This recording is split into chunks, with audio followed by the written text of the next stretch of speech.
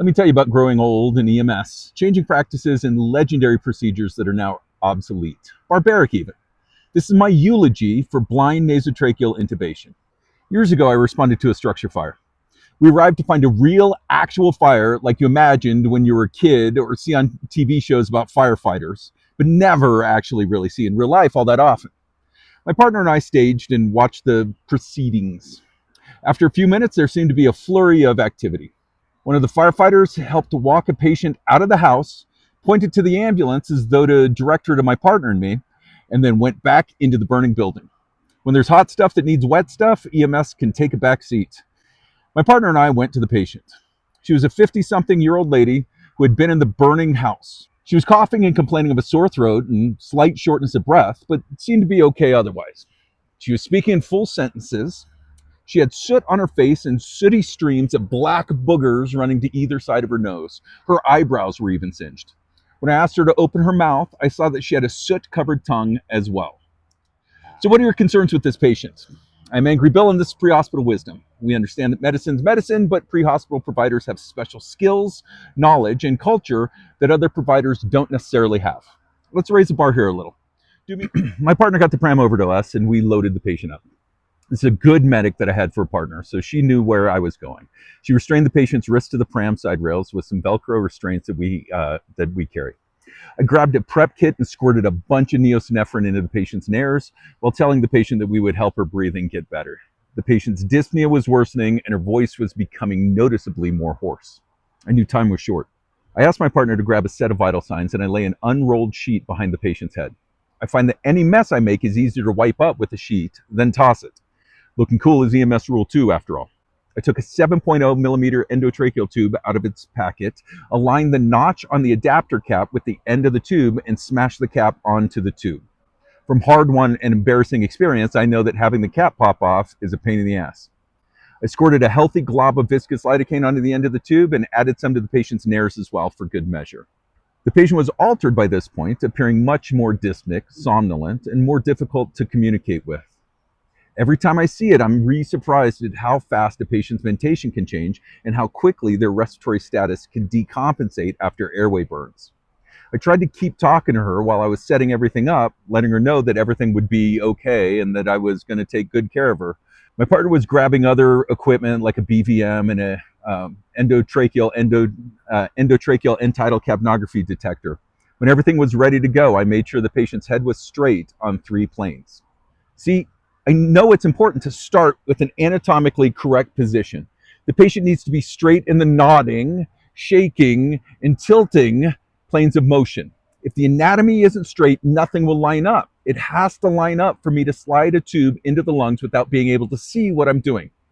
Once her head was straight in comparison to her torso, I advanced the endotracheal tube into her nose. She was pretty much unconscious by this point. A few centimeters into her right nare, the tube needed more pressure to kind of push through. I've attempted to intubate patients with crazy nasal and sinus anatomy, and that feels completely different, like a bony wall.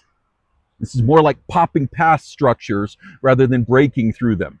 Most people have what feels like little obstructions a few centimeters into their noses, and you have to kind of push past or around them. It doesn't really crunch, but it does feel more like you have to mash the tube around those obstacles. And unsurprisingly, it wakes the patient right the hell up. That's why my partner tied this patient's hands as the first step. That's the first step to blind nasotracheal intubation. Her eyes popped open and she gave a hoarse, gasping groan. I kept her head in position and advanced the tube a bit more, listening the whole time to air passing in and out of the endotracheal tube. I can tell where the tip of the tube is in most cases by how the airway anatomy feels and by the volume of air passing through the tube. I wanted to get the tip of the endotracheal tube right above the patient's cords where the air was loudest. Perfect. My tube was in position and I paused for the patient to take a deep breath. Her respiratory effort was too low for this to be easy. Sometimes it helps to gently tap the tube against the cords to generate a cough. So I tried that. It's like knock, knock, open up. The patient coughed and you have to wait for the cough to end and the patient to take a deep breath. Don't fight the tube through the cough. The patient will cough, that's exhalation, and as they inhale after the cough, now you can take that tube past through the cords. She took a huge gasping inhalation and I advanced the tube. The inhaled air seems to pull the tip of the tube through the cords and into her lungs. The sound of a successful nasal intubation is pretty clear in many cases. I've heard it described as the "who's your daddy" cough. When you hear it, you will know why it's called that. The patient's glottis is no longer closed, holding air in the lungs, so air escapes with a gasping cough noise through the tube. Then the patient begins to breathe in and out through the tube. That's exactly what happened with this patient. If advancing the tube didn't work pretty easily, it was probably because the curve of the endotracheal tube didn't match up with her airway. The trachea could have been more anterior or whatever. When that happens, I adjust the patient's head position to make the volume of air passing through the tube louder as it sits just above the vocal cords. I could have moved the head forward, chin down, chin up, whatever I need to in order to find a good position with the loudest volume of air being breathed through the tube. I didn't need to do all of that in this case, though. She pretty much sucked the tube right into her lungs. So at that point, I believed I had a successful intubation. My whole concern was where the tip of my tube was. I had to make sure it's in the patient's lungs and would stay there. I listened to breath sounds to confirm the tube's placement, but I also knew that auscultation was a kind of a crappy way, honestly, to confirm the tube's location. I have my partner listen too because she's a good medic and her opinion matters to me. The best way, the only way that matters at all really, to confirm tube placement was to use end-tidal capnography. Continuous waveform capnography is the continuous confirmation of the location of the end of the tube is critical. It's an ongoing struggle to know if your tube is still good. It became almost all I could think about. This patient had good waveform with good end-tidal carbon dioxide rating of about 45 millimeters of mercury. I'd used umbilical tape to tie the tube in position and began to assist the patient's ventilations. There was a little tiny bit of a nosebleed, so I used the sheet I had placed behind her head to wipe her up a little. A firefighter arrived to take over the BVM on the ride to the hospital so I could start an IV and give the patient some Versed. A few milligrams of Benzolove after the tube is in place and confirmed goes a long way to making a patient like this more comfortable. Plus the amnesic effects of the midazolam is a nice bonus too if you believe that that exists. Airway burns are a serious thing. Even adult airways don't have much of an interior diameter. It's pretty easy for the swelling associated with the inhalation of hot gases to swell an airway shut.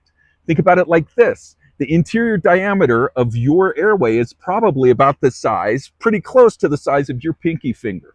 So a bigger person has a bigger pinky and a bigger internal lumen, and a smaller person has a smaller internal lumen. But that much is not very much to be able to swell shut. That comes from a hematoma, from choking or strangulation, that comes from airway burns. Those are the patients you need to rescue that airway before it swells shut. I was lucky with this patient that she didn't close down completely before I could get her intubated.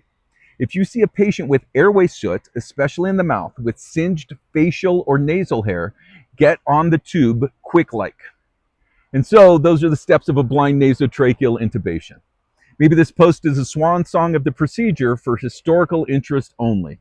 You can look back on this post in the future and laugh at how barbaric EMS used to be. Tell me about when you used intracardiac epi in nasally intubated patients, Grandpa. Did you ever use mask pants and drive around in a white hearse? Yeah. Nasal tubes are a procedure that are on the march towards extinction, and it's probably for the best. In my experience, RSI stands for really slow intubation, and I can nasally intubate a patient much faster.